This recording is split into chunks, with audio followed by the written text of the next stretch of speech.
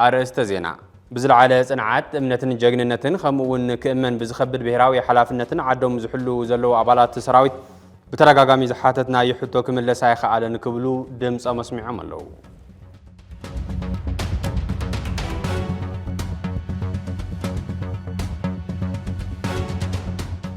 هسانتي بعقبابو خطبون مفريتي زجان كونن خلو خفال محبرسة في الليدما ولدي نقوح تسعة فوق جبرو يجبأ تباهلو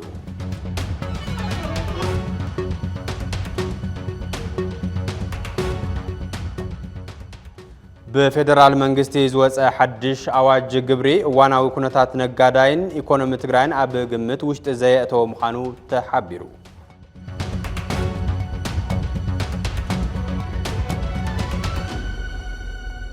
ሰላም ጥዕና በለይ ክቡራትን ክቡራንን በአርዕስተ ዜና ዝጀመረ ዕለታዊ ዜናና ናብ ዝርዝር ዜና ክነምርሕና ሓቢረኩም ጸንሕ በላይ ሳያስ ፈለማ መልእኽቲ ኣገልግሎት ፈነወ ትግራይ TBS TV ድሕሪ ተጻብኦ ጠጠውናይ ምባል ስምምዕ ፕሪቶሪያ ኣብ ትግራይ ዝረአ ዘሎ ፖለቲካውን ጸጥታውን ምዕባለ እቲ ስምምዕ ማዕረ ዝሃቦ አንጻራዊ ሰላም ኣብ መሪሕነት ብዝተፈጠረ ቅልውላው ፍልፍል ሻቅሎትን ቀጻሊ ስጋኣትን ህዝብና ካብ ዝኸውን ውዕል ሕልር ይልሎ TBS TV እዚ ኣብ መሪሕነት ሕወሓት ዝተፈጠረ ክፍጠር ዘይነበሮ ፖለቲካዊ ኣፈላላይ ዋጋ ከም ዘኸፍል ካብ ሰናይ ጎሓቱ እናገለጸን ብዝተፈላለዩ ፈተውቲ ዓዶም ክግለጽ እናገበረን ምምጽኡ ዝፍለጥ ኮይኑ ጫፋ ዝሓዙ ተጻብኦ እቶም መራሕቲ ግን ፈለማ ንባዕሎምን ንውድቦምን ቀጽሉ ድማ ነታ ብሄርን ትካላታን ሓስዩን ይሓስን ኣሎ ሓደ ትግራዋይ ምብዳልን ሓንቲ ንጽል ዓቕሚ ትግራይ ምጉዳልን ብሄር ከም ምብዳል ክሕሰብ ኣለዎ ካብ ዝብል መበገሲ ትግራዋይ ንዘይ ምብኻንን ትግራዋይነት ንዘይ ምሽረራፍን ብዙሕ ትግራዋይ ሓደ ኾኑ ክብል ተደሚጹ እዩ እንተኾነ እቲ ዝተፈጠረ ምክፍፋል ናብ ዝተፈላለዩ ስትራቴጂክ ትካላት እታ ብሄር ልሒኹ ክሳብ ስድራ ቤት ኣብ ዝጸሉ ሓደጋ ምብትታን ምእታው ንዕዘብ ኣለና እዚ ነቲ ኣብ ውሽጢ ተደጊሉ ዘሎ መረረት ሓዘን ጓሂ ሕቶ ልምዓትን ጠለብ ሓድሽ መድረኽን ብዘይ ትቋጻጸሩ መንገዲ ክባርዑ ካብ ምግባሩ ብተወሳኺ ንህዝቢ ትግራይ ታሪኻዊ በደል ኮይኑ ይሓልፍ ኣሎ ኣብ ውሽጢ ዝተፈጠረ ምድካም ንትግራይ ብኽፋእ ዝጥምታ ሓይሊ ክበዝሕ ኣብ ልዕሊ ምግባሩ ህዝቢ ትግራይ ብገዛእ መራሕቱ ዕድመ ዝግበረሎም ዘሎ ጽምዶታት ሰሜንን ደቡብን ድማ ካልእ ፍልፍል ቅልውላ ምዃኑ ኣይተረፈን ሕዚ መሰረታዊ ኣጀንዳታት ምምላስ ተመዛበልቲ ኾነ ካልእ ብሄራዊ ዛዕባ ከም ዛዕባ ክለዓለ ይረአይን ዘሎ መንእሰይ ትግራይ ልዕሊ ቁፅሪ ብዝኾነ መጠን ናብ ስደት የምርሕ ኣሎ ዝኸኣለ ካብ ትግራይ ይወፅእ ኣሎ ቀሊል ዘይበሃል ቁፅሪ ትግራዋይ ድማ ኣመራጺ ናብ ዘይብሉ ሓራን ዘይሓራን መሬታት ይኸይድ ኣሎ ልዕሊ ኩሉ ድማ ኣብ ዓዱ ሰሪሑ ክልወጥ ዝደሊ ዝነበረ ህዝቢ ኣብ ዓዱ ተስፋ ክቆርጽ ዝገብር ኩነታት ተፈጢሩ ኣሎ እቲ ናይ መወዳእታ ድፋዕ ብሄር ዝኾነ ሰራዊት ከምቲ ኣብ ዝቕንያ ዝረአ ዘሎ ናብ ኣደባባይ ሙጻእ ዝጀመረሉ ኩነታት ምርኣይ ዓዲ ክህልዎ ንዝደሊ ኩሉ ዘሕንኽ ኮይኑ ኣሎ ናይ ዝኹሉ ሽግርን ብሄር ሒዙ ዝጠፍእ ሓደገኛ ኩነታትን እንኮ መፍትሒ ህዝቢ ዝብሎ ብኽፉት ልቢ ምስማዕን ምስ ደቂ ብሄርካ ምስ ምማዕን እዩ ንብል እዚ ገና ዘይተሓሰበ እንተተሓሲቡ እውን ዘይተጀመረ ቅዋም መራሕቲ እንተገደደሎ ምክሕሰብ ሕዚ ክጅምር ኣለዎ ዝብል እምነት ኣለና ጸለመታት ተነጽሎታት ምድፍፋኣት ስሙጻኣት ሓሶትን ጸርፍታትን ይኣክል ፈታዊኻ ጸላኢኻ ናይ ምግባር ዝግበር ትጉህ ምንቅስቓስ ደው ይበል በብዕለት ጸላኢ ንምፍራይ ዝግበር ምልሕሓጽ ይኾኖ ብሄራዊ ኣጀንዳ ዝኸልፉ ዕሎታት ጓል መንገዲ ጠጠው ይበል ኩሉ ንድሕሪት ገዲፍካ ናብ ዘተን ምርድዳእን ናብ ምስማዕን ምስምማዕን ምምጻእ ግዜ ዘይህብ ጉዳይ እዩ እዚ ብምግባር ትግራይ ካብ ውሽጢ ምፍራስ ኮነ ካብ ደገ ምፍራስ ክድሕን ንወስን መዋጽኦ ህዝቢ ትግራይ ኣብ ትግራይ ብደቂ ትግራይን ካብ ትግራይን እዩ TBS ኤዲቶሪያል بزلعله صنعات امنتن جگننتن كمون كأمن بزخبر بهراو حلافنت عدم زحلو زلو عبالات سراويت بترغاغامي زحاتتنا يحطو كمل لساي خالن كبلو دمص مسمعهم الله ثم عبالات لو منو غو بيت صحفه بريزيدنت كم زخببوون እና ተገለጸው ይለሎ ቅድሚ አዋርሕ ኣብ ዝተፋላለዩ ከባቢታት ትግራይ ክካድ ዝነበረን ተመሳሳሊ ሕቶ ዝሓዘ ሰልፊ ብምጽዳቅ ደንቢ ተረባሕነ ተጋድልትን ነቲ ኣብ ህዝቢ ተፈጢሩ ዝተባሃለ መንግል ታዕድማ ቢቅርታን ክሕለፍ ምኻሉ ዘዘከሪዩ ለሙዕለት እቲ ሕቶን ትድገም ሰራዊት ምስዑጥቁ ምዃኑ ንቡዝሓት ኣጀንዳ ኮይነሎ ቅድም ኢሉ ብዲስፕሊን ሰምራሕ ሕቶ ኣባላት ሰራዊት ተረጋጋሚ ምክያዱ ዕምቆትን ስፍሓትን እቲ ጸገም ዘመላኽት እዩ ዝብሉውን ብዙሓት እዮም እቲ ናይሎም ክባብ ጽሕፈት ፕሬዝዳንት ጥራሕ ዳንበር ኣብ ከባቢታት ከተማ መቐለ ዝተረኣየ ነገር ከም ዘይለውን ተፈሊጥ ኣሎ ሕቶ ኣባላት ሰራዊት መንግስታዊ ምላሽ ንምሃብ ቅድሚ ኣዋርሕ ህጹጽ ኣኼባ ካቢኔ ግዝያዊ ምምሕዳር ተጸዊዑ ዝርዝር ጉዳያት ዘቲ ውሳነ ምሕላፉ ዝዝከር ኮይኑ እቲ ውሳነ ኣብ ባይታ ወሪዱ ተግባራዊ ዘይምዃኑ ምኽንያት ሰልፊ እዚ ዕለት ምዃኑ ይዘረብ ኣሎ ነዚ ጉዳይ ኣመልኪቱ TBS ዘውፅኦ ሓተታ ከም ዝስዕብ ክቕጽል እዩ ቤተ መንግስቲ በሓይልታት ጸጥታ ተኸቢቡ ዝብል ዜና ሰባት ብዝተፈላለዩ መንገዲ ጥምትዎ ኣለዉ ብውሕድ ግን ሓይሊ ተጠቒምካ ድላይትካ ምፍጻም መወዳእቱ ዘይፍለጥ ምዃኑ ኣብ ግንዛቤ ምእታው ኣድላይ እዩ እዚ ኩነታት እዚ ብመነጽር ኣድላይነት ድላይ ዓይነት ቅርጽን ትሕዝቶን መንግስትነትን ንህዝቢ ዘለዎ ዘላቒ ይኹን ግዝያዊ ረብሓን ምርኣይ ኣድላይ ኮይኑ ረኺብናዮ ኣለና ነጋድራስ ገብሪ ህይወት ባይከዳኝ ሓደ ህዝቢ መሪሕነትን ትህልዎ ክሰርሖ ዝኽእል እቲ ዝለዓለ ቁም ነገር ጽሒፎም ነይሮም ሓቂ እዩ ብውሕድ ግን ሓይሊ ተጠቒምካ ድሌትካ ምፍጻም መወዳእቱ ዘይፍለጥ ምዃኑ ኣብ ግንዛቤ ምእታው ኣድላይ እዩ ድሕሪ ስምምዕ ፕሪቶርያ ሕርያን ባህግን እቶም ልዕሊ ውልቃዊ ድሌቶም ንትግራይ ዝሓስቡ ኣካላት መጠሻ መንግስትነት እዩ ዝነበረ እዚ መንግስትነት ክንብል እንተለና እቲ ብህዝቢ ዝተመረፀ መንግስቲ ማለትና ከም ዘይኮነ ርድእ እዩ እዚ እቲ ብኹናት ዝተሃስየ ህዝብና ኣማዕዲ ዝርኦ ፖለቲካዊ ኩነት ካብ ዝኸውን ውዕል ሕድር ምባሉ ዝፍለጥ እዩ ግዝያዊ ምምሕዳር ተመስሪቱ እግሩ ባይታ ከይረግጽ ርእሱ ብስማስም ክናወጽ ጌርካ ኣብ መወዳእታ ድማ ባህላ ብዙሓት በሓይሊ ብረት ተዓልዩ ካብ መዝነት ካብ ትግራይ ተዓልዩ ኣብ ዝኾነት እዚ ብዙሓት ዘተተኻይዱ እዩ ብሄራዊ ክሕደት ካብ ትግራይ በንቂርናዮ ተባሂሉ ብሁሉን ዘይብሁሉን ተባሂሉ ብኻሊእ ወገን ድማ ጉጅለ ድሕረት ናብ ውግእ ሕድሕድ ከእትወና ደፊኡና ንትግራይ ክንብል ወፂና እንትብሉ ይስማዕ እዚ ታሪክ ዝፈልዮ ሞጎት እዩ ብውሕድ ግን ሓይሊ ተጠቒምካ ድሌትካ ምፍጻም መወዳእቱ ዘይፍለጥ ምዃኑ ኣብ ግንዛቤ ምእታው ኣድላይ እዩ ጌታቸው ይጥፋእ ኢለን ካብ ውልቀ ፖለቲካ ክሳብ ህዝባዊ እምቢታ ዓውዓው ዝበላ ድምፅታት ተዓዊትለን ዋላ ንትኻቢነቲ እንተፍረሳ ብዓመፅ ዝመጽእ መንግስትነት ዓመፅ ብምልምማዱ ጥራሕ ጽባሑ ኣብ ሓደጋ እዩ ሕዚ ታደሰ ይውረድ ንዝብል ተኸታተልቲ ፖለቲካዊ ናይ መጸለምታ ወፍሪ ስዒቡ ናብ ቤት ጽሕፈት ታደሰ ዲሽቃን መትረየስን ሒዙ ዘምርሐ ሓይሊ ምኹናን ንገልዩ ዓቐብ ኮይኑ ወሎ ብውሕድ ግን ሓይሊ ተጠቒምካ ድሌትካ ምፍጻም መወዳእቱ ዘይፍለጥ ምዃኑ ኣብ ግንዛቤ ምእታው ኣድላይ እዩ ኣባላት ሓይሊ ጸጥታ ትግራይ ንቤት ጽሕፈት ግዝያዊ ምምሕዳር ከቢቦም ዝብል ዜና ቢቢሲ ኣባላት ሓይሊ ጸጥታ ትግራይ ማህያ ደንጉና ብዝብል ቅሬታ ምስዕጥቆም ንህንጻ ግዝያዊ ምምሕዳር ትግራይ ከቢቦም ከም ዘለው ተፈሊጡ ኣሎ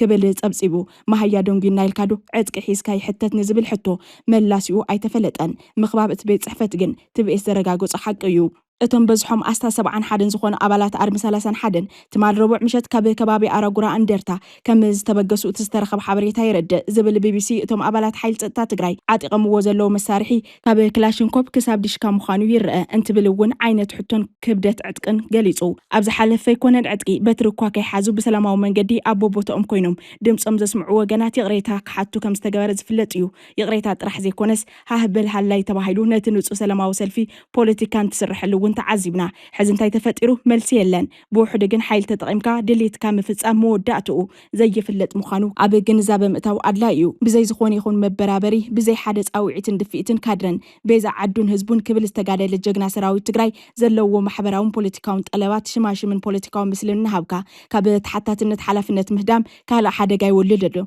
إذا حيل زي متكم بوليتيكاو دليت استفلالو جوجلتات مقبارون كال أبي لعلي جنة السراويت استدر رعز أجمع خوينه له أتي أبي 15 ጥርስ ተወሰነ ነቲ ጉባኤ ዘካይድ ሓይሊ ሕወሓት ንድግፍ ዝብል ውሳነ ላዕለዎት ኣዘዝ ሰራዊት ኣብ ዘበናዊ ፖለቲካ ትግራይ እንተስ ንጽቡቕ እንተስ ንሕማቕ ደራኺ ጽልዋ ኮይኑ ሓሊፍ ኣሎ ብውሕድ ግን እቲ ውሳነ ቤት ጽሕፈት ፕሬዝዳንት ብድሽካ ክኽበብ ካብ ምግባር ክድሕነ ይከኣለን ብውሕድ ግን ሓይሊ ተጠቒምካ ድሌትካ ምፍጻም መወዳእቱ ዘይፍለጥ ምዃኑ ኣብ ግንዛቤ ምእታው ኣድላይ እዩ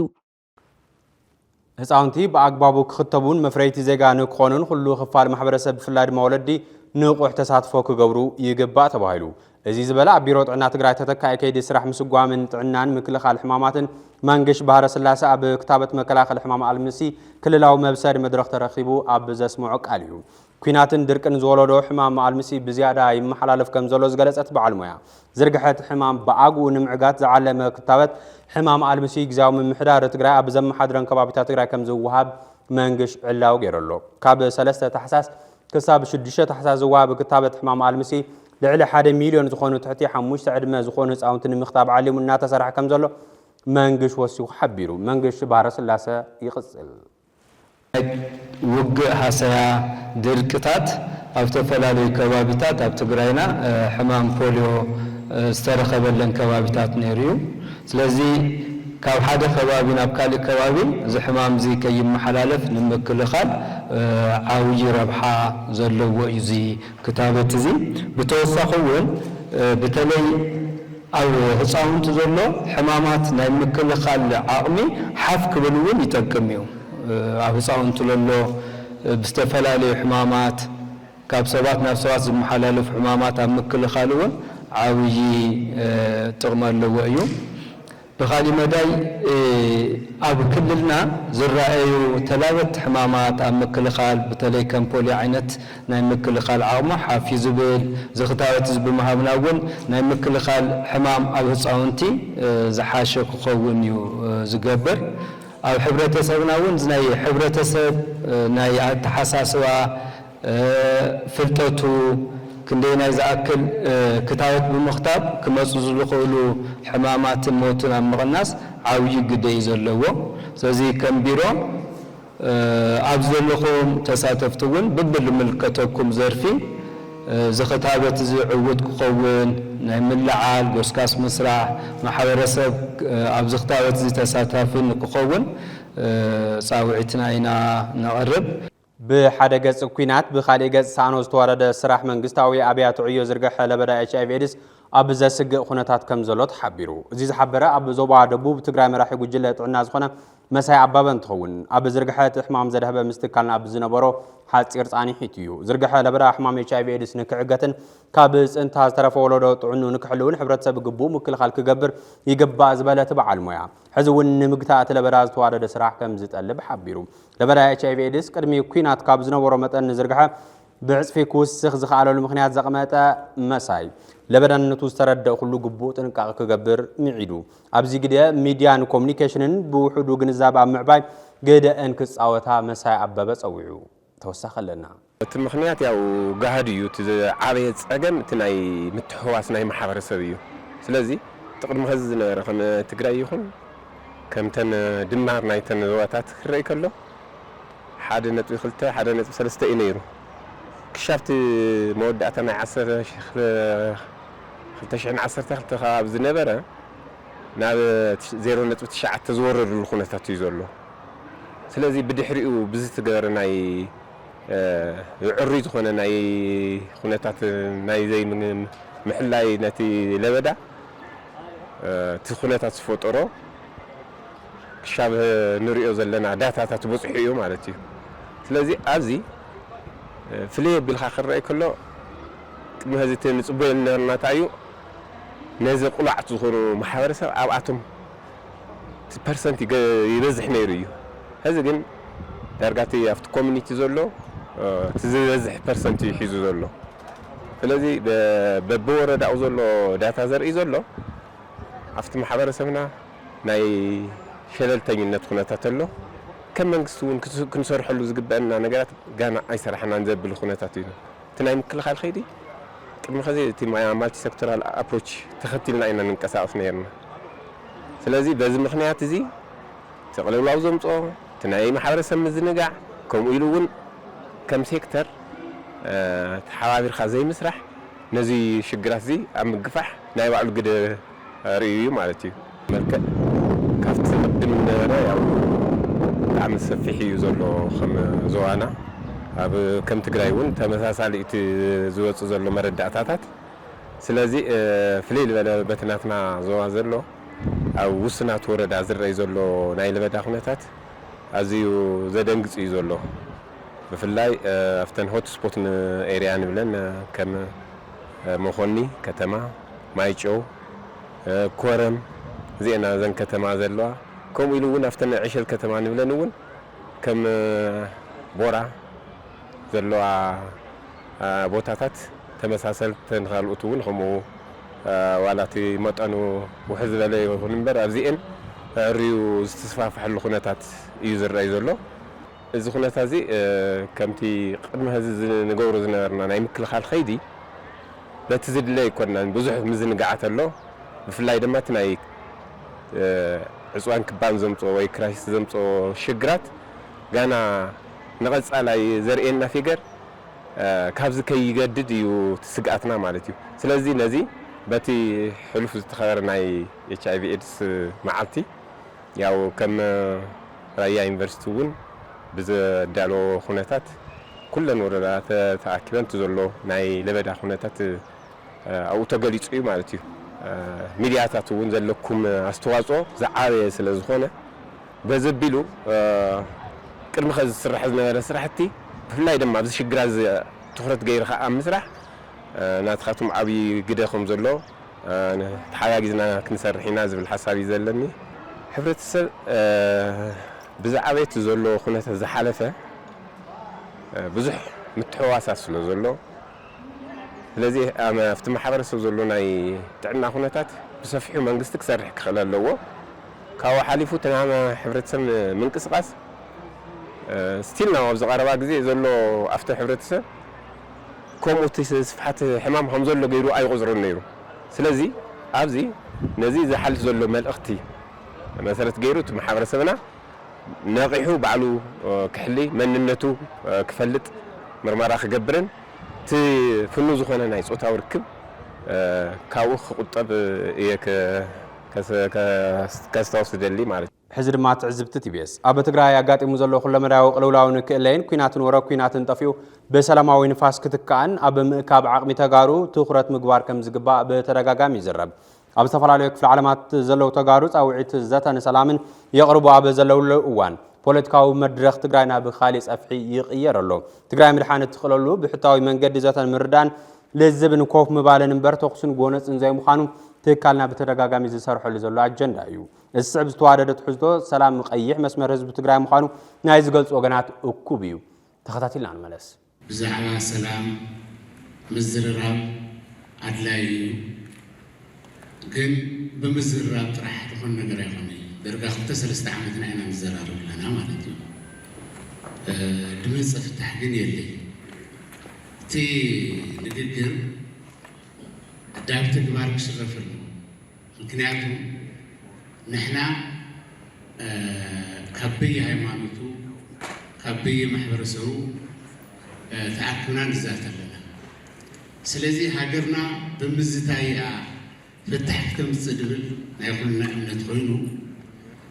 እቲ ዘተ ግን ዳፍረ ክሓልፍ ኣለዎ ሰላም ወደር ስለደይብሉ ሰላም ማለት ክልተ ነገር ኣብቲ ቁርኣን እንታይ ንብል ኣብቲ ሃይማኖት ስለና ክልተ ነገር ክሰኣን ሰብ ይፈልጠን ይብል ሓደ ሰላም ካልኣይ ጥዕና እዚአን ናታትን ጥቕሚ ዝፈልጥ ሰብ ሰኣንን ንሕና ከም ትግራይ ናይ ሰላም ጉዳይ ንፈልጦ ኢና ማለት እዩ በዝሕና ሽግር ንፈልጦ ኢና ስለዚ እቲ ሰላም ካብ ኩሉ ብላዕሊ ሃማና ልልዮ ከም ህዝቢ ትግራይ ልልዮ የለይ ማለት እዩ ኮይኑ ንሕና ትንዛተዮ ዘተ ዳብ ተግባር ትሸርፉ ቁም ነገር ኮይኑ ህዝብና ካብ ጭንቂ ክድሕን ኩሉና ክንሰርሕ ኣለና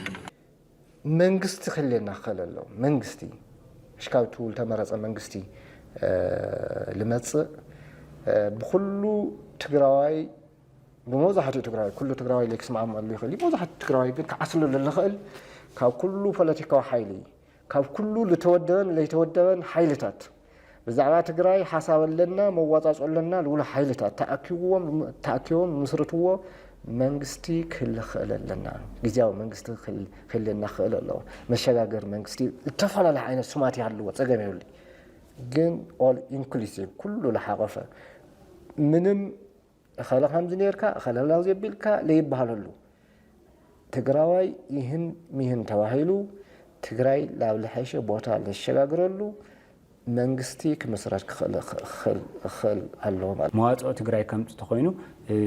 زي واجه هم مخفالي زلك إيجو عن النت بمسواري كجمر الله سلزي زي تجارم قلل تاني على خنا لخلاتنا كتأمام كل ليك أمني 100% مالتكم تسويه تجبري جنز حشة ندراي يما خليلو نولو تكال مفتاري كالي تم التفتر تكالاتون للو كفتات مليها تو ناو تربيزا زمت من جدي نايمس ساي جيدو كوسدنا أو تربيزا الجبر زرات نجقرات تجراي جزء عتيا حد لبكم ولا كلهم مفعلياتنا كلهم ناي تجراي راحتات ببجزؤنا ميديا لاوت أنا بمزرقافون مفتاح تجراي جزء عتيا خزتي على الله مالت الميديا الجبر ميديا الجبر الله كم ميديا وتعاون ذات اللي يدخلون تجراي جزء عتيا خزتي الله أنا زخون يكون قلّاوت أجمع قتي منس عادي قدي فخسدت يزبل العمل رأين أين ورنن حزون يبلين نقص على يوم يبلين أو زه الساعات جن بزح من سيد يسدد له كل تناجري مخنياته بواننا كمت زخال نتمن سي وديو زتفعل علينا يسرح فترة سلطنات نهابنا بسرح كسمار زخال من جستهم محاور يلا أو زيد كمت له قطر حدا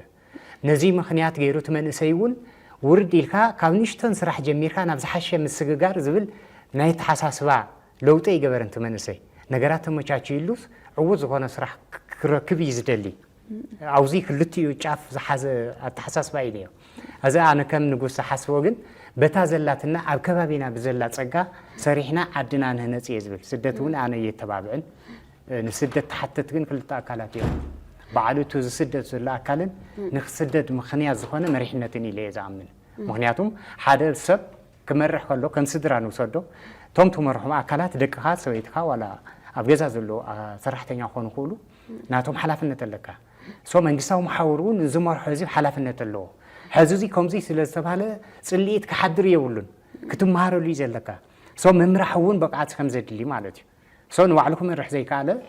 سدراخ من رح يخلن نوعلكم من رح زي كعله عدك من رح يخلن حزم كدمية مسبع لك هامت عراقية دلي بفدرال منغستي زوص حدش اواج جبري واناوي خونتات نغراين ايكونومي تግራይን ኣብ ግምት ውሽጥ ዘየተው ምዃኑ ተሓቢሩ እዚ ተሓበረ ሎሚ ቤት ምኽሪ ንግዲ ዘፈር ማሕበራት ትግራይን ቤት ምኽሪ ዘፈር ማሕበራት ትግራይን ንጋዜጠኛታት ኣብ ዝሃብዎ መግለጽ እዩ መንግስት ፌደራል ሕቶታት ነጋዶ ካብ ዝኾነ ፖለቲካዊ ትሕዝቶ ናጻ ከም ዝኾነ ተረድዩ ጸገማት ነጋዶን ኢኮኖሚ ትግራይን ማእኸል ገይሩ ብሁጽ ዝፍታሕ ከቕምጥ ጻውዒ ተቕሪቦም ኣለዉ ተወሳኸለና እቲ ዝተሃወና ናይ ሓደ ዓመት ጊዜውን ከወዳእ ዝተረፈ ጊዜ ትሕቲ ሓደ ወርሒ ዘይበልጽ ጊዜ እዩ ነዚ መበገሲ ብምግባርን ምስ ምንዋ ሓደ ዓመት ተታሒዙ ክፍጸሙ ዝተነጸሩ መፍትሕታት ስረዛ ወለድን ቅጽዓትን ቀረብ ሸርፎ ወጻኢ ተወሳኺ ልቕሓን ካልኦትን ብዘይ ምትግባሮምን ኣመራርሓ ቦርድ ክልቲአን ኣብያተ ምኽሪ 24 ሕዳር 2018 ዓመተ ምህረት ኣብ ዘካየዶ ኣኼባ ሓደ ኣፈጻጽማ ስራሕ ቀጸልቲ ኣንፈት ሓይሊ ዕማም ፋይናንስ ሕውየት ትግራይ خلاي بزعوة من محايش جور أواج 13/5/2017 عام تمرت مسارات بمجوار عموق ميت بمكان حلف دخمتات تنكرتات بمجمرام قدامي حيل عمام حوية فاينانس تجراي كسا حزب زي أخول حاجز كلهم كاو كل الكساب فيدرال أكال منقستي بولك بزوح سعرتات بمجوار سأجمع محاورة سبنا بدي تجراي نمردا استجارة سعري نحاد عامد كم من نوح زلزلة فيدرال منقستي كنفتحوا عنا كابزول كساو حزنا بتقوار زي تشرف مزو عوض أي تشبط مفتح كركب أي خالد خلاي منقست فيدرال بشم هاجر بتكل يكون ريفورم بزول زكايرو زلو ناي ريفورم أكار زخانة مما حيش أتاو قبر أواج 13/5/17 تساقم محاورة سبنا قد تقراي نمفتح منمس عرب زي تقورلون أو كيد موسان مصداقن حقي وكلتنا زي تساعدفلون نقاداي تقراي أو تشنكن مكران نحلو أو كلنا تجوار نجوار جزاهم محدار تجراي موسانون ناو تجوار من قص بتاعو محزن وخينو رخينا يلنا بس مسألة أمرار حبور خلتي أنا عليها تمخري زوج أجمعت كسب زفتحوا بهتصوص قدامي دبكتمو محاورة سبنا قد ببو دا ومدرخ بمدلاو بقى تسأل الناس كنا كايدهم زقبون نختلهم نيسنا ما قال أنفت بزوجها أنفت بحد النت أو قول لمرار حودا تعتب بمخان تأنكروا كالس نتسوع خلاي كلهم سلاو من قدتات بمختال علبات كساب زركب جزاهم محدار تجراي بانكتات أو تجراي زركب زخون يخون نبرت ناي حرج سرح تطو ناي محرج سرح تطو كبلو حلاف النت نكوسد نحتت سالساي حتى محاورة سمنك تجراي زقروا لمنجست فيدرال بتدقاقامي نتسأجم نمفتح قال كم أو بالزلالة نتي إيكونوميا حتى كند أخذ تخرج هيو كاملاش أو كند مهاب مسودة أو خناتات تجراي بمتحاز نتمفتح كم متح جانا يمر أي خناتات قبو سلا زي خنا بفلاي كورتك لا مستر بكتتها بوليتيكا وفتح بهصوص مكونا نصوع راعي جزاهم محدار تجراي كابزت ايش جميرو إيكونوميا عنو تجراي كم كل في مدن هصوص أجندان حسخا بعلوانا هون كم مسرح كساو حزز ترأي شلل تنينتن زي صعوة حرقا بزي مردان وخلق ولا حتى بزي مهابن صراح سئنات فلسة مناسي إيكونوميا وكلولاون سقات تايفتر بملاو كأرمن سأجمع محاورة سب تجراي درجة ودرجة نمكلال أم مسرح زر أي مزنقع واقعنا نخفل السلزركب حطونا أو نتاو ملاش نخركب ببعلوانا نت منفس نكسرح نحتت حمشاي أو تحتو وررت حيلتات مع أوبي مع خلاتن زركبو بفلاي نقادة معراب تجراي أو سأجم أو زركو لخناتات بانكدات نبرت نقادة بشم أم الزوار تسأميرهم يركو استقرار قلص جهزت مسل نقادة كام مخان زليلو تسفان قرصن أما نقول منقسم نقادين زي مت ما زفتر أكيد تجوار بمخانو ኩሉ ዝምልከቶ ኣካል ክኾንኖን እኹል ቆላሕታ ብምሃብ ክሰርሕን ንሓትት ሻድሻይ ቤት ምኽርን ግዘፈር ማሕበራትን ቤት ምኽሪ ዘፈር ማሕበራት ኢትዮጵያ ከም መስራትን ትካላዊ ኣባላትን ነዚ ጉዳይ በዓል ዋና ኮይኖም እኹል ቆላሕታ ብምሃብ ብዘይ ምስርሖም ቅሬታና እናቕረብና ብህፁፅ ኣወንታዊ ተርኦም ክዋፅኡ ንፅውዕ ሻውዓይ መማሓየሽ ኣዋጅ ግብሪ 1395/2017 ቅድሚ ተግባሮም ምግባሩ ማሕበረሰብ ንግዲ ትግራይ ክሓውን ናብ ርብር ምንቅስቃስ ምስራሕ ከኣቱ ምስራሕ ይግባእ ነጋሪት ትግራይ ኣብ ተደራራቢ ፀገም እናሃለውን ከም ክልል ምንም ዓይነት ናይ ምርዳእ መድረክ ከይተኻየደ ተግባራዊ ንምግባር ዝግበር ምንቅስቃስ ብትሪ ንኹንን በዚ ኣጋጣሚ በዓል መዝል ማዓተቶት ክልል ትግራይ ኣብ ውሱናት ናይቲ ኣዋጅ ኣፈፃፅማ ንሓደ ዓመት ዘቐመጦ ኣንፈት ዋላ እኳ እንተሃለወ ኣብ ታሕቲ እንተሃለወን ኣብ ታሕቲ ኣፈፃፅማ ሓላፍ ዘላፍ ይሃሉን ፀገም ማሕበረሰብ ንግዲ በዚ መንገዲ እዚ ይፍታሕ እዩ ዝብል እምነት ግን የብልናን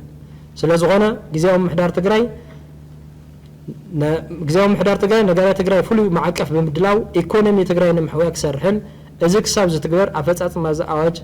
ንክእገድ ፃውዒትና ነቕርብ ቅድሚ 5 ዓመት ከም ዝዕለት ኣብ ልዕሊ ሰላማውያን ተጋሩ ነበርቲ ሃገረ ሰላም ቀይሕ ተኽሊ ዝባን ገደናን ተመራማሪ ቤልጅየማዊ ጃኒሰንን ብጥሙር ሓይልታት ኢትዮጵያን ኤርትራን ግፍዒ ተፈፂሙ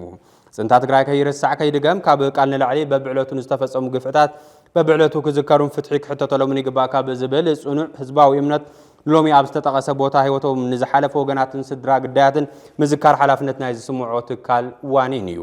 ድሕሪቲ ኩሉ ግፍዕን ሓዘንን ከምኡውን ድሕሪቲ ኣብ ፕሪቶሪያ ሰፈረመ ስምምዕነት እውን ተኾነ ኣብ ጽባሕት ስምምዕ ክወጽ ዝግብኦም ዝነበሩ ወረርቲ ተስፋሕፋሕትን ኤርትራን ኣምሓራን ሕዚ እውን ኣብ መሬት ትግራይ ኣለዉ ኣብዞም ወረርቲ ተሓሒዞም ዘለዉ ከባቢታት ትግራይ ዝርከቡ ደቂ ትግራይ እውን ሰላሕታዊ ፀንታ እናተፈጸመሎም ይርከብ ፈረምቲ ውዕሊ ፕሪቶሪያ ነጥብታት ስምምዕ ብምፍጻም ሰላምን ሕውየትን ትግራይ ኣብ ምርግጋጽ ኢሉ እውን ንግዳያት ፍትሒ ንበደልቲ ድማ ፍርዲ ክመጻእ ምግባር ግድኦም ክጻወቱ ጻውዒትና ነቕርብ ዝርዝር ኣለና በሰንኪ ኣብ ትግራይ ዝተወልዐ ጽንታዊ ኩናት ኣብ ልዕሊ ንጹሃት ተጋሩ ዝተፈጸመ ስደት ግፍዒ ሞትን ስቅያትን ማለያ ይብሉን ግፍዒ ህዝቢ ከይርሳዕ ከይድገም TBS TV በብእዋኑ ዛንታታት ጆኖሳይድ ይቐርብ ከም ዝዕለት ቅድሚ 5 ዓመት ኣብ ነበርቲ ሃገረ ሰላም ቀይሕ ተኽልን ዝባን ገደናን ኣብ ጠላዕ ፀሓይ ንጹሃን ሰላማውያን ሰባት ብሓይልታት ኢትዮጵያን ኤርትራን ብዘስካሕክሕ ኩነታት ተቐቲሎም ኣብ ልዕሊ ደቂ ሰባት እንስሳትን መሰረተ ልምዓትን ትግራይ ንምእማኑ ዝኸብድን ሰፊ ዘይብል በደልን ግፍዒ ምፍጻሙ ዝዝከር ኮይኑ በዚ ጨፍጫፍ እዚ ወላደይ ብዘይውላድ ውሉድ ብዘይወላደ ክተርፍ ኸይዱ ዓዲ ክበርስ ባይታ ኣመቻችው እዩ ድሕሪ 5 ዓመት ሕዚ እውን ህዝቢ ኣብ ዘይተመለሰ ሕቶን ዘይተረጋገፀ ፍትሕን ይርከብ ጥራይ ዘይኾነስ ሓዱሽ ናይ ስጋት መድረኽ እውን ተፈጢሩ ኣሎ ንዝበፅሕ በደልን ግፍዕን ፍትሒ ንክረክብ ከም ህዝብን መንግስትን ብሓባር ተናቢብካ ምቅላስ እንዳተገበአ ብሰንኪ መራሕቲ ህወሓት ዝፈጠርዎ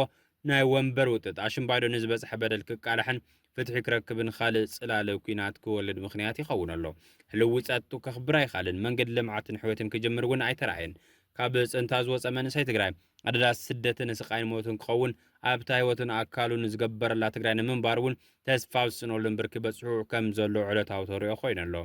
ፍታሕ ዘይረኸበ ጽንታ ምቕጻሉን ነዚ ዝምልከቶ መንግስቲ ዘይምርግኡን ህዝቢ ከም ህዝቢ ኣብ ዘይተደለየ ሻቕሎት ከኣቱ ገይሩ ይርከብ መራሕቲ ካብቲ ዘለውዎ ወጥሮ ወፂኦም ህዝቦም ፍታሕ ክረክብ ክሰርሑን ንዝበፅሕን ይበፅሕ ንዘሎ በደል ዝኽሕስ ስርዓት ከንግሱን ሰፋሕ ጻውዒታት ይቐርብ ኣለዉ ፍላይ ዝተመዛበለ ህዝቢ ክምለስን ዝተቆረሰ መሬት ትግራይና ብሰብ ዋንነቱ ከኣቱን ብዘይ ዝኾነ ይኹን ቅድመ ኩነት ክፍጸም ዘሎ ዋኒን ምዃኑ ብተደጋጋሚ ዝጥለብ ዘሎ ጉዳይ እዩ ከይርሳዕ ከይድገም ዝብል ቃል ጭርሑ ጥራይ ከይኸውን ኩሎም ዓይነት ግፍዕታት ክቃልሑን ፍትሒ ክሕተተሎምን ብዘይ ምርብራብ ክስራሕ ዝግብኦ ብሄራዊ ዋኒን ምዃኑ ጽንታ ትግራይን ትሕሰብ ክሕሰብ ዘሎ ዋኒን እዩ ኣብ መወዳእታ TBS TV ስሩዕ ፈነወ ካብ ጀመረሉ እዋን ፈሊሙ በቦርሑ ፍሉይ ናይ ትኩረት ኣንፈት እናነፀረ ዜናን መደባትን ቀሪጹ ኣብ ምፍናው ምጽንሑ ይዝከር እዚ ሒዝናዮ ዘለና ወርሒ ሕዳር ድማ ይምዕብሉ ኣብ ዘለዉ ጸጥታውን ፖለቲካውን ጉዳያት ንዕቀባ ሰላምን ሓለዋ ብሄራዊ ድሕነትን ዝኾነ ኣጀንዳታት ምቕራጽን ባህጊ ሰላም ህዝቢ ትግራይ ደጋውን ውሽጣውን ሓይልታት ምስራጽን ይኸውን መሰረታዊ ሕቶታት ህዝብና ዝምለሰሉ ብሄራዊ ህላዊ ዓድና ዝረጋገጸሉ መንገዲ ሕይወት እንዳግመጽት እንተተሊሙ ፍጻመ ዝረኽበሉ እቲ ብሕታዊ መንገዲ ዘተን ምርዳእኒ ካብ ዝብል መሰረታዊ ቅዋም ብምብጋስ ኩሎም ሓይልታት ንሰላም ኢዶም ክቡ ጻውዒት እናቕረብና TBS ነዚ ገዚፍ ብሄራዊ ዋኒን ብፍሉይ ይጥምት ኣሎ ሰላም ሕርያ ህዝቢ ትግራይ እዩ ሕቶታት ትግራይ ብሰላማዊ ፖለቲካዊ ቃልሲ ምፍታሕ ይከኣል እዩ እዚ ንረብሓ ህዝቢ ዝሕለቕ ኣጀንዳ ሎሚ ብዝስዕብ ትሕዝቶ ክነልዕሎ ኢና أو حستاجيت حفشة ونايتي ودوا ونايتي استخير ناي بوليتيكا مدرخ تصاعيت زي سلامة وتصاعيت تزخون صبغ نيرو جنت أيو حزي ሽግርና ተጋሩ ሽግር ባዕልና ለባዕልና ኣብ ክንዲ ክንፈትሕ ካልእ ሽግርና ፈጠርና ኤርትራ መንግስቲ ፃውዒት ናይ ህዝቢ ፀገም የብሉ ኣብቲ ናይ ኤርትራ ተፀዋዕኸ እውን ናይቲ ኢትዮጵያ መንግስቲ ተፀዋዕኸ ግን እንታይ እዩ ጎንፂ ዝፈጥር ኣካይዳታትን መግለፅታትን ስካብ ዝኾኑ ዘውዝንዮ ሰላም ዘምፅእ ስለ ዘይኮነ ሽግራት ዝፈጥሩ እዮም ስለዚ ሽግር እዚ ድማ እንታይ እዩ ሓደ ብሰላማዊ መገዲ ኣብ ክንዲ ዝፍታሕ ናይ ፖለቲካ ሕጋዊ ሰውነት ብዝብል ዝኽየ ዘሎ ኣካይዳን ኣሰላልፋን እውን ስለ ዝኾነ እዚ ነገር እዚ ካብ ጥቕሙ ጉድኣቱ ዘመዝን እዩ ስለዚ ሕዚ እውን እቲ ዘሎ ናይ ሰላም መገዲ በሪ ስለ ዘይተዓፀየ ኢትዮጵያ መንግስቲ ኢትዮጵያውያን ስካብ ዝኾና እቲ ዘሎ ሽግራት ክፍትሑ ተኮይኖም ምስ ዘሎ ማእኸላይ መንግስትን ብዝምልከቶም ኣካላት ብምርድኣን ብምንግጋርን ይከውን ኣለዎ ሕዚ ታይዲ እቲ ናይ ሰላም ኢና ንደሊ ሕዚ ብሰልፊ ብኮንፈረንስ ብዝተፈላለየ መግዲ ዝግለጽ ዘይኮነ ሰላም ምድላይኻ ለይምድላይኻ ብተግባር እዩ ክግለጽ ዘለዎ ህዝቢ ትግራይ ሰላም ይልደሊ ትኽክል እዩ ቀደም እውን ሰላም ይልደሊ ሕዝቢ እውን ሰላም ይልደሊ ግን ኣይተዓደለን እምበር ዘለዎ ፖለቲካ ቅልውላው ብሰንኪ መራሕቲ እቲ ህዝቢ ትግራይ ያ ብስሙ እናተነገደ ናብ ዘየድሊ ነገራት ይኽይድ ከም ዘሎ ይፍለጥ እዩ ስለዚ ሰላም ኢና ንደሊ ክበሃል ተሎ በቲ ናይ ፕሪቶሪያ ስምምዕነት መትከል መሰረት እቲ ኣኽላይ መንግስቲ ይኹን ተብ ዘሎ መንግስቲ መምሕዳር ተቀራሪብካ ናይ ምስራሕ ባህሪ እና ተግባራት ብተግባር ተርእኻ እዩ ኮይኑ ግን እዚኣቶም ኣብ ክንዲ ተቀራሪብካ ክስርሑ ኣብ ክንዲ ምግባር ኣብዚ እውን ሰላምና ንደል እናተባሃለ ወታደራዊ ስልጠናታት ካልእ ችግር የብሉን ይግበር ግን ነተፍ ዘሎ ልየ ዘሎ ፌደራል መንግስቲ ናይ ምጥርጣር ባህሪ ዘርኢ ምንቅስቃሳት ይረአ እዩ ካልኣይ ብተወሳኺ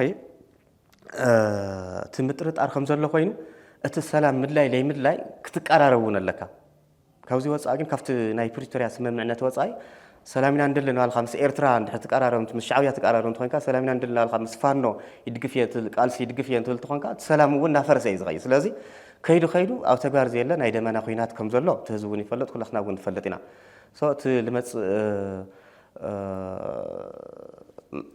ህዝቢ ትግራይ ካብ ዝሓለፈ ዝወፅሐ በደል ካብ ዝሓለፈ ሓዘኑ ዘይወፀና ሃለየ ተወሳኺ ሓዘን ተወሳኺ በደል ክረክብ ስለ ዘይንደሊ ሰላም ብተግባር ክኸውን ኣለዎ ሰላም ብተግባር ክኸውን እንተኮይኑ ድማ ተቀራሪብካ ተኻኢልካ ሽግራትካ ዘለው ዝተፈላለዩ ነገራት ብምፅባቅ ክፍትሑ ናይ ምግባር ዓቕሚ ክበራታትዑ ኣለዎም ክቡራትን ክቡራንን ዜናታትና ክትከታተልዎ ፀናሕኩም ይመስል ነይሩ መስተረፍ ምድላው ቲቢኤስ ሓቢርኩምና ፅንሑ ሰላም